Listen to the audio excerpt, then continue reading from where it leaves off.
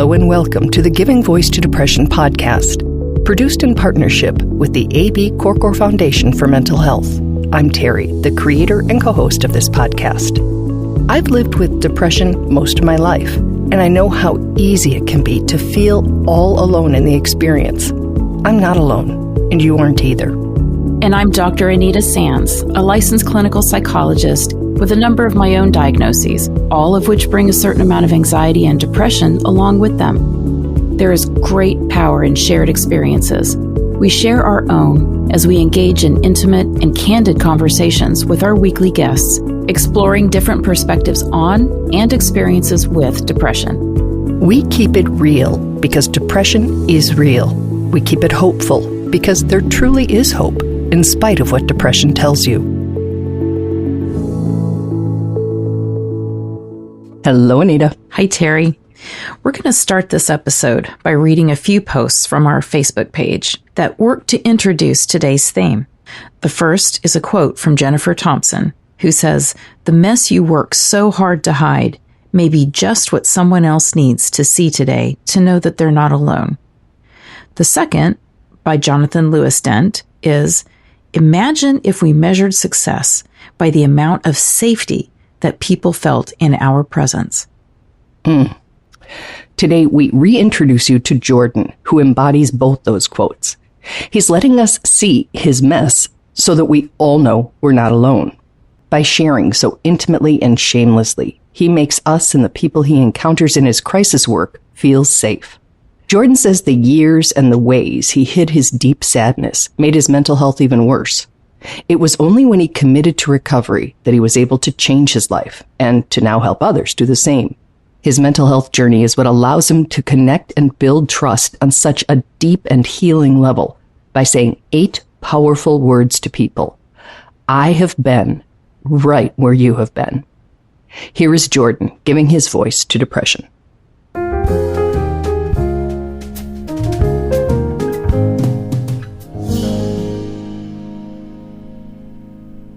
I remember as a kid just being overly sad and not knowing what it was. I remember when I was in middle school and high school I played soccer. I remember going to the soccer field and just crying and crying and crying, and nobody was there. And I didn't really know why I was crying or why I was sad, but I just needed that. But I didn't know why. I didn't know it was depression. I didn't know anything was wrong with me. I just knew that I thought that I was different. I didn't think that other people were going through this, and I just wondered why I have to go through it. Jordan didn't even have a word for how he was feeling, but he believed he had to battle depression alone. He didn't talk about it with his mother. And I grew up with just my mother. It was just me and her, and she was very sensitive and emotional too. So what I learned to do is when I was sad, hide it from her because I didn't want her to be sad too. He didn't share with his father. My dad was in my life, but not regularly. So it wasn't I had that male figure who I could go to and say, hey, what the hell is going on with me? And though he was popular, played soccer at a Division I school, and had a lot of friends, Jordan believed he had to hide his depression from his peers too. Because when you're that age, you just want to be normal, right? And you're finding any way possible just to be a normal kid. To let somebody know that is just not an option. So I did feel like I had to hide it. I saw it as a weakness, and in my mind, you never expose your weaknesses to the world. So, like I said, I was putting on that mask of being the strong black man. So even if there was options, I wasn't gonna try them out.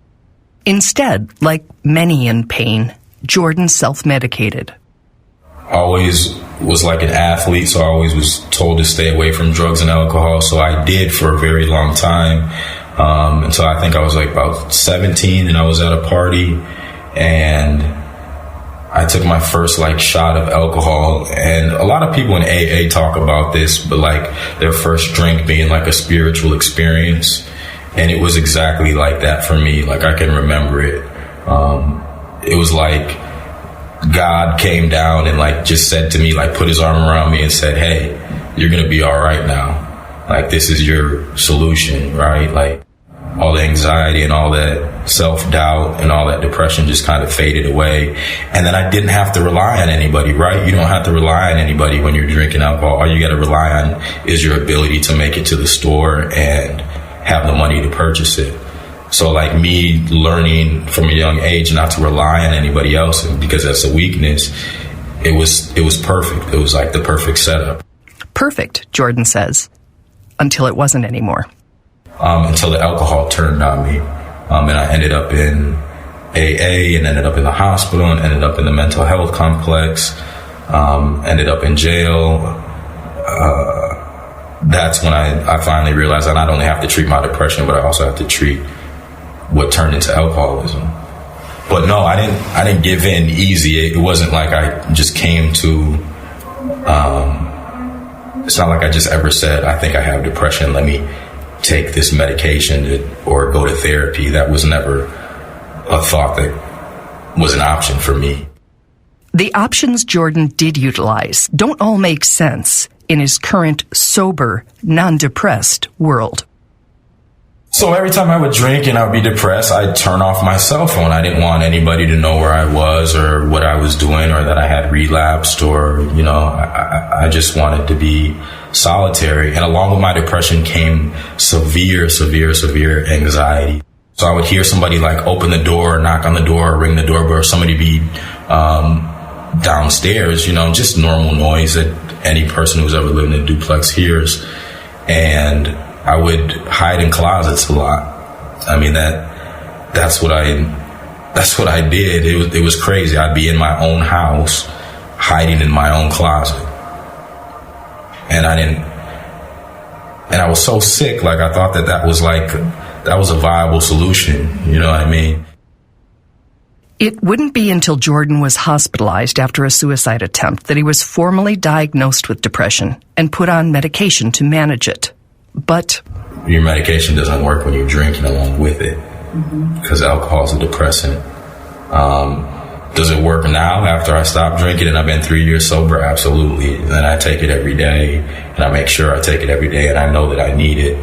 But back then, even when I was taking it, I took it sporadically, and I think that's a problem with a lot of people, right? They think that they just can take it here and there, or they can take it and still drink, or take it and still use drugs, or take it and not go to therapy. So I was taking it sporadically, but I wasn't seeing the benefits of it. And then that was just an extra excuse for me to say, hey, this doesn't work anyways. Jordan existed like that until one fateful day when, sitting in his place, which he says was dirty and dark because his electricity had been cut off, Jordan begged God to take him. And I had done that a million times, so after begging to die, I was like, okay, if you're not going to kill me, God, can you please give me a solution or help me out of this? I don't know why my mom showed up. She often showed up to just check on me, but she showed up. His mom brought him to the hospital for detox, and this time he was ready. And then that's when I made the decision to start taking AA super, super seriously. And that's kind of how I got sober. And that was about three years ago in a couple months. And ever since then, I've been sober and then now able to manage my depression correctly. Congratulations. Yeah. That is not the end of Jordan's story. It's another beginning. In addition to what Jordan experienced and learned over those years, he also earned a master's degree in social work, which he puts to work daily as part of a county crisis mobile team.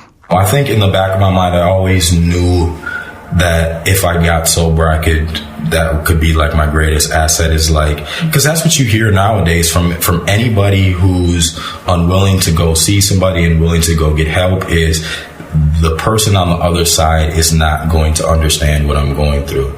And that's a perfectly legitimate concern, because they probably don't know what you're going through, because they probably haven't gone through it, because if they have gone through it, they wouldn't be on the other side of the desk, right? They would have not made it that far, because very few people do.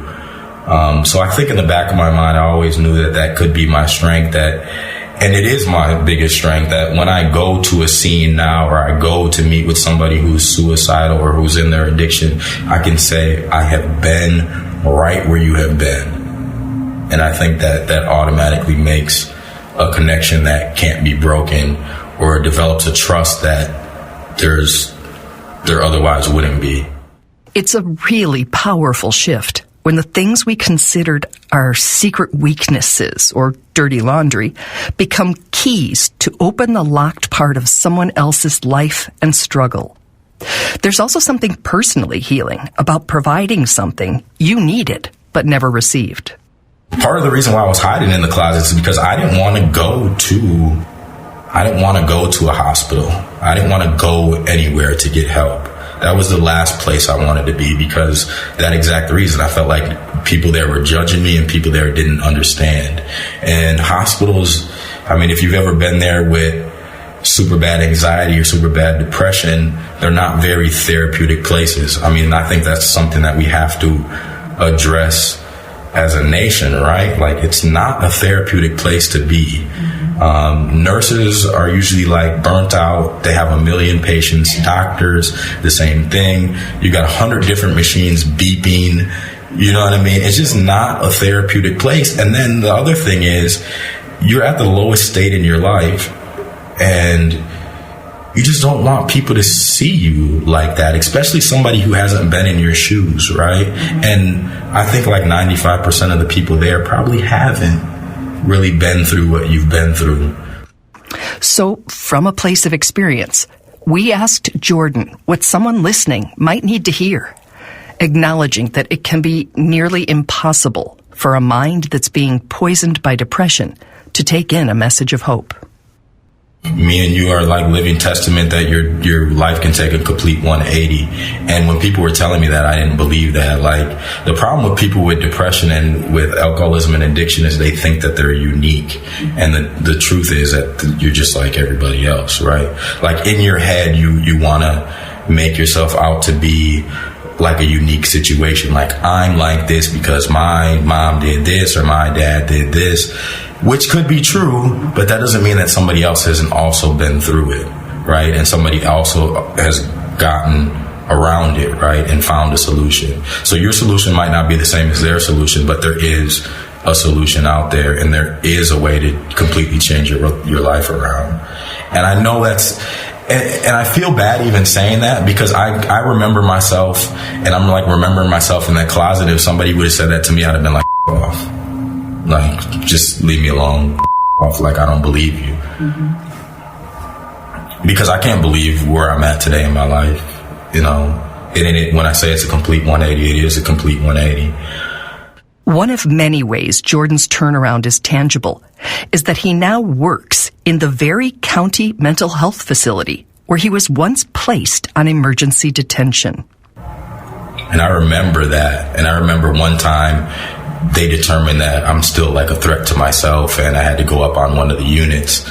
And I remember the psychologist on the unit who talked to me every day. And I don't know I'm sure he doesn't remember who I am, but I remember him, and I pass him in the hallway all the time, and I say hi.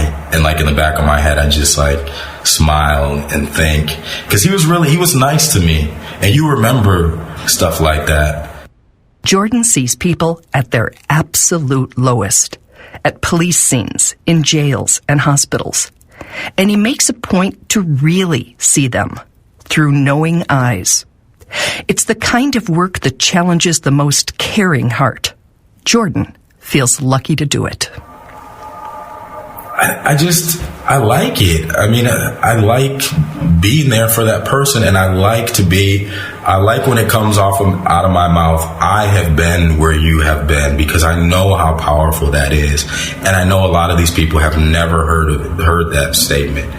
And it's just such a powerful moment when you get to say that. You kind of see people's reaction, and they kind of like, you ever like held your breath and then get to breathe again? That's the reaction. So that's why I say I get to do it. I mean, it's just a good feeling, right? So I went from a person on my floor with nobody around, hiding in my closet with a bunch of vodka bottles around, thinking about if I have enough bleach to kill myself, to a person who gets to get up every morning and help somebody, right? So yeah, I get to do that. I don't take for granted any moment, you know what I mean? Yeah, I get to do that for sure. I've come a long, long way, and I'm grateful for that.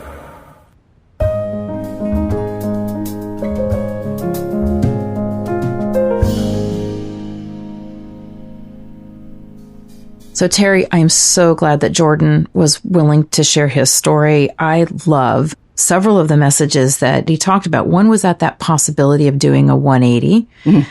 I love that he discussed the fact that addictions can develop as a way of, self-treatment for depression, mm-hmm. and then becomes yet another thing that has to be addressed and treated.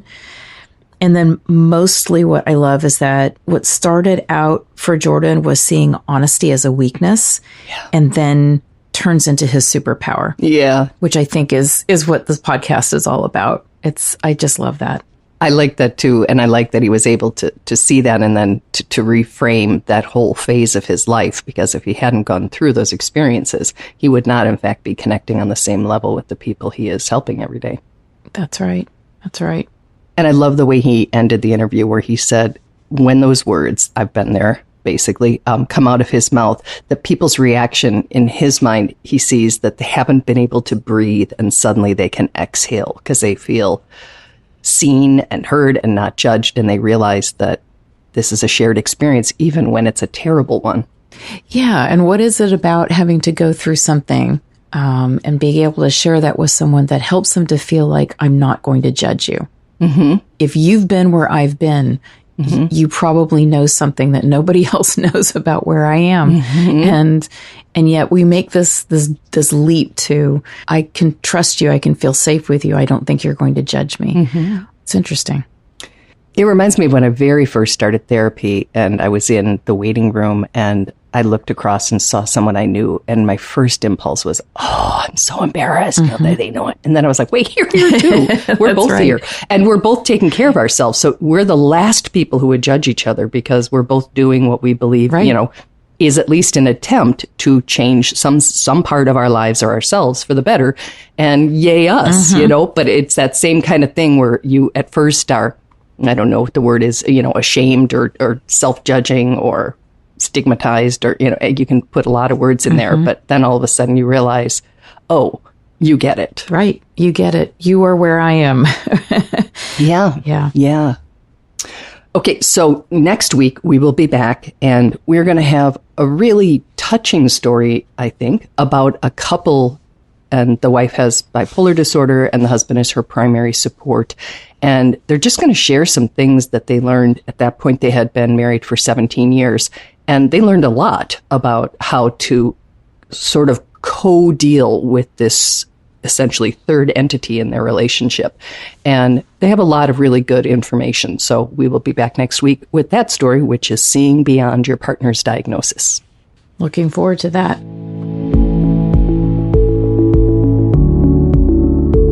We truly hope that our podcast brings a little more understanding, helps you better articulate and reflect on your own experience with depression, or better understand how to support someone else who is struggling.